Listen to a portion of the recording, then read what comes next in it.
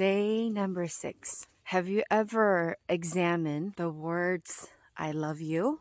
I know it's a weird question, but I started examining these 3 words, these 3 powerful words that we think bring a lot of love and positivity to the people around us and this world.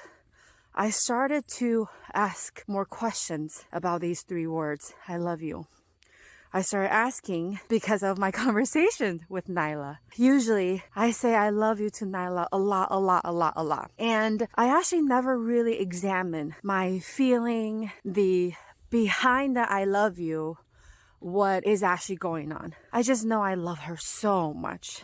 And of course, as parents, that's what we do for our kids, right? But an interesting thing happened. A few days ago, after I cleared a huge layer of shame, I started to feel really good about myself. And I was sitting on the couch with Nyla and I was holding her hand. And as normally, I was going to say, I love you. And I was like, Nyla, I love. But instead of saying, I love you, I said, Nyla, I love me.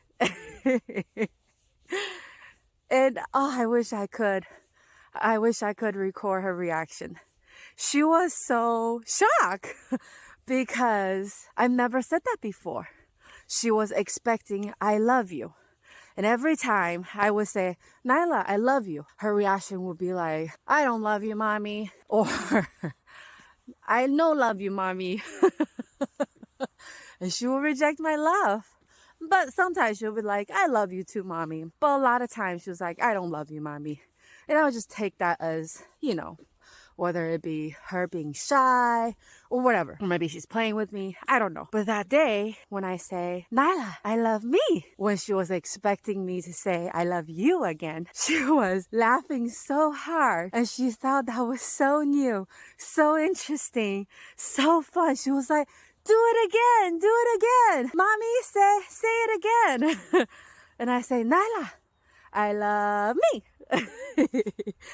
And then ever since then, she will be like, Mommy, I love me. I love myself. And then she will say it with so much joy and happiness. And as if and I could be overthinking, but I feel like mother's intuitions are usually pretty on point.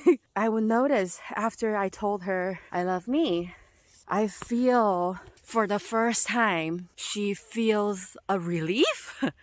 She feels this such a good feeling because, and this is when I start to examine the words I love you. And interesting enough, I also saw a video on Instagram talking exactly about the same thing. That every time we say I love you, behind that has this clinginess to it. Clinginess of, or attachment of, because I love you, so be with me, be around me, love me back too. We don't do it consciously, but it happens a lot.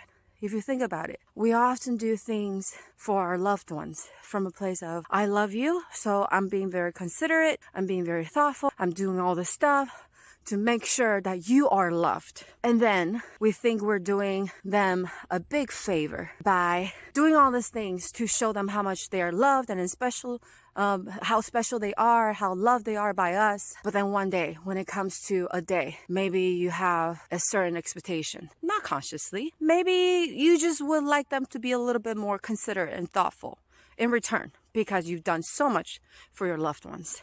And they haven't met your expectations. And then you get hurt. You feel sad. You internally have these feelings of, I do so much for the family, for these people, for my friends, yet I have nothing in return. They are not doing the same thing. They don't even see it. So have you ever really examined what is really the energy behind those words, I love you, when you express it? I mean, don't get me wrong. I am sure inside these 3 words of I love you, when you express it to your loved ones, there are parts of it that is unconditional, that is so pure loving. But I also believe there are parts of it that has attachment, that has this clinginess to it, that has expectations attached to it that we don't like to admit to ourselves. It's hard to admit that to ourselves. It's hard because we have been conditioned so much to outsource that love to someone else, for someone else to love us, for us to feel like we're loved or worthy of love. But then I also saw another video on Instagram, which was very divine timely. He said, people used to say, hey, I'll take care of you and you take care of me. And he said, this is what I tell people now. I said, I'll take care of me for you and you take care of you for me. Can you feel the relief? The beauty, the power in that? What if that's what Nyla was also showing me? What if that's actually the true way of loving? What if we gotta stop putting the love externally to love someone else and turn it more inwardly to truly love ourselves? Because it's a lot of responsibility to always have to make sure the people around us are happy. That's what we do a lot of times, consciously or unconsciously. And then consciously or unconsciously, we build up a lot of resentment because we're always trying to make sure other people are happy, other people are pleased, they're okay, they're safe. It's fucking tiring to do that all the fucking time. And people do that. Most of the people do that their whole entire life. And they have all these resentment in themselves that how come that love is not reciprocated. But here's the thing though, if you don't love yourself fully, even when other people show you love, you won't recognize it. Let me give you an example. Have you noticed that most people don't know how to receive compliments when a compliment is being given to a person? You'll notice people don't fully and completely receive it. I'll take me as an example. I'll show you what does it mean when you know how to give yourself compliments or how to give yourself love. That's when you're able to receive it from other people. So I used to be a graphic designer. I love doing design stuff. And whenever I design something, I have to really, really like it in order for me to give it to my clients. And so let's say I design something. If I'm not 100% satisfied with it, no matter how much compliment I receive about this piece that I designed, no matter how many compliments I receive from other people, I'll be like, thanks. But if I'm 100% satisfied with this piece of design that I did, when people say, this is amazing, I'll be like, thanks. I know, right? Because I love it so much. I love it so much. I'm very satisfied with it that I don't need other people's compliments to tell me that it's a good piece because I love it so much. And because I love it so much, I recognize it.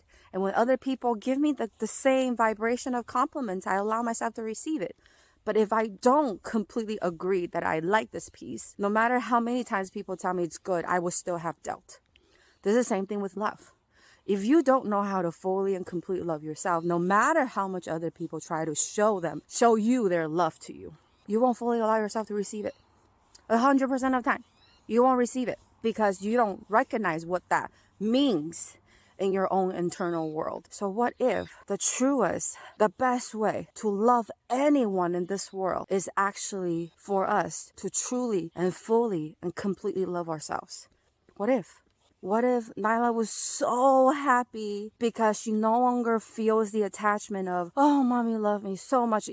When there is attachment of energy, it's heavy. A lot of us are not even aware of it because it's become the norm. We're not fully aware of it. And I'm seeing the shift in Nyla. I feel it. She feels so much more relaxed when I say I love me. She feels so much more permitted for her to love herself because I'm taking care of me. So she learns she can also take care of herself the way she wants to. And if you think about it, have you ever noticed? I've noticed this in myself, that when I see other people, especially my loved ones, who are not fully and completely happy, sometimes I won't fully allow myself to be happy because my loved ones aren't truly happy. And what if that's what we're doing unconsciously all the time, right?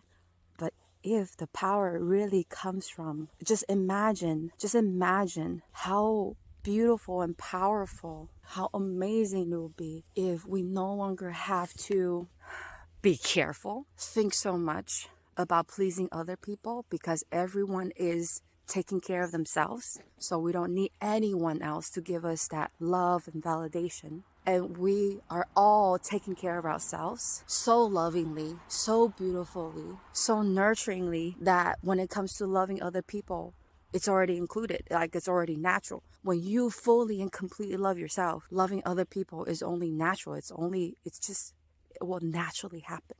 What if it's by us fully and completely love ourselves? That's when we'll truly to be able to fully and completely love others without attachments, without fear, without judgments, but only with support, true unconditional support and being and love, just like how nature loves us. If that is the new way of living, being, and experiencing love.